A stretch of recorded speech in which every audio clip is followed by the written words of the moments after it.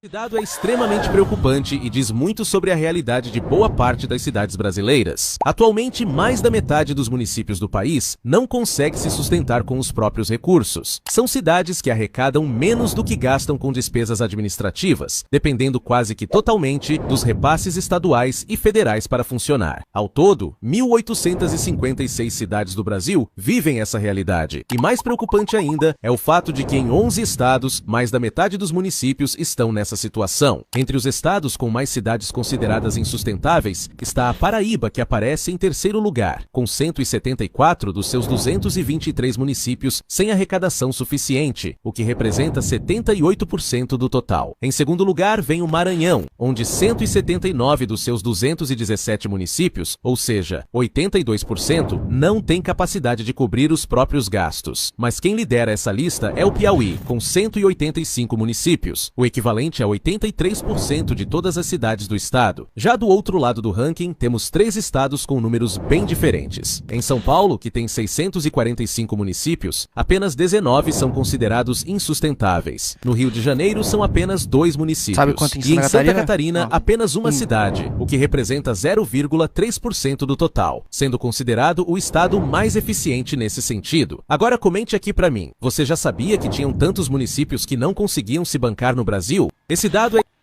Você sabe qual é esse município? Qual que é o município? Não sei. Não sei. É que os comentários estão falando que é Pescaria Brava. Nunca Talvez. nem ouvi falar desse Eu município. imagino que deva ser um município, assim, muito pequenininho, do oeste, do sul, alguma coisa do gênero.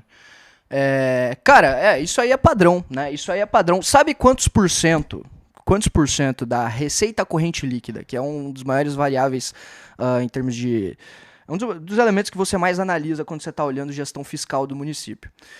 Quantos por cento da receita corrente líquida de Joinville vem do Fundo de Participação Municipal, que é justamente o fundo que é gerido a nível federal para enviar grana para os municípios? 5%. Um pouquinho, hein? É muito pouco, mano. Muito pouco, muito pouco. Então, cara, isso, assim. Tipo, isso prova o meu ponto. E assim, ó, galera, pra vocês terem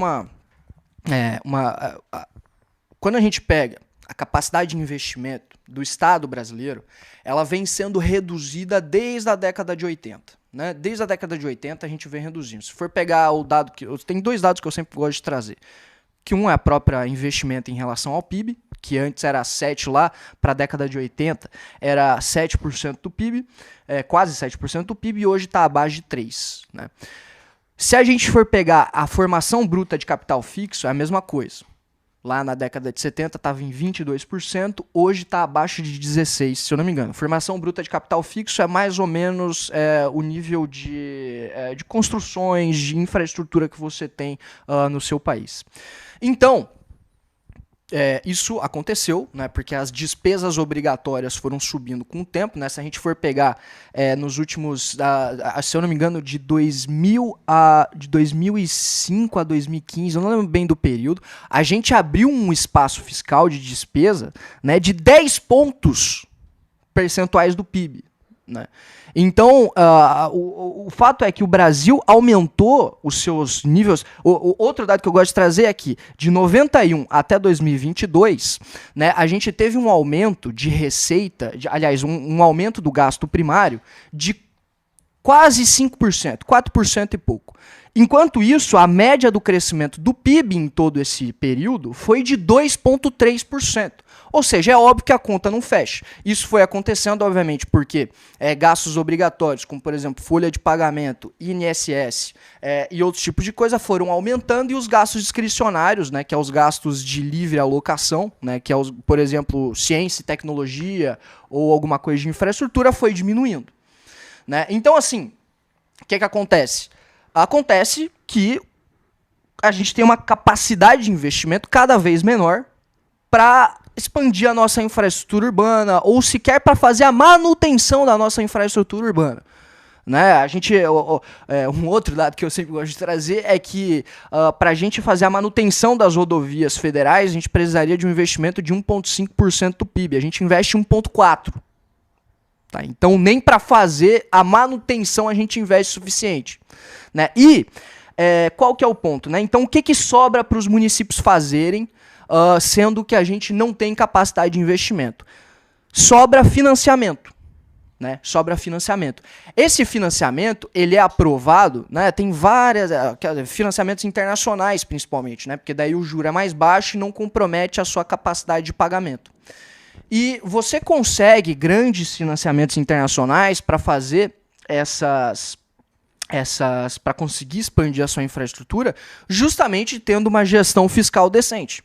Uma gestão fiscal decente significa você, primeiro, não ter déficit no seu município, né? Você ter um gasto controlado, você ter uma receita acima da sua despesa, basicamente, né? Ou no mínimo ficar no 0 a 0. E o que acontece é que esses municípios não têm isso. Então o que acontece é que eles têm que ficar recebendo, principalmente do Fundo de Participação Municipal e do Fundo de Participação Estadual e outros programas federais, dinheiro pra cacete sendo jorrado de Brasília.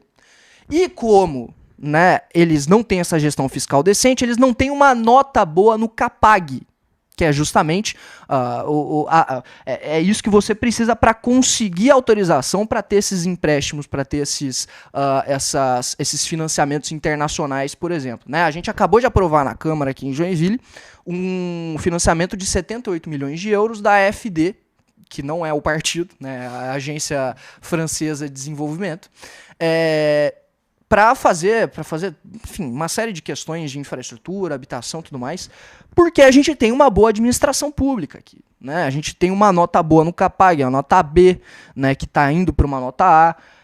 Então, cara, e aí esses municípios são essa bosta aí. A gente não tem capacidade, eles não têm capacidade de investimento suficiente, não tem uma gestão fazendária decente para conseguir uma nota boa no CAPAG e conseguir investimento internacional. E aí, velho, fica essa bosta aí, cara. E ninguém... E aí ficam os municípios estagnados. É basicamente isso. Ó, quer ver aqui o município que é deficitário? Sim, bota aí. Ó, Pescaria Brava, ali perto de Tubarão e de Laguna. Falei, Crapuçu. Entre bem... E ó, assim, ó, tipo, interessante, né? Perto da lagoa. Tem até umas casas de palafita aí, ó. Tá errado isso aí. Aqui, ó. Deve ser, na real, rancho de pescador, né? Sim, tipo, sim. Olhando pro deck, assim, mas um lugar bonito, assim. Agora pega, tipo, o estado mais deficitário, sei lá, do Maranhão pra gente ver como é que é, né? Deve ser terrível. É triste, mano. É triste, velho. É triste, realmente, velho. E é aquilo que a gente sempre fala, né, cara? Tipo, pra resolver o país, velho,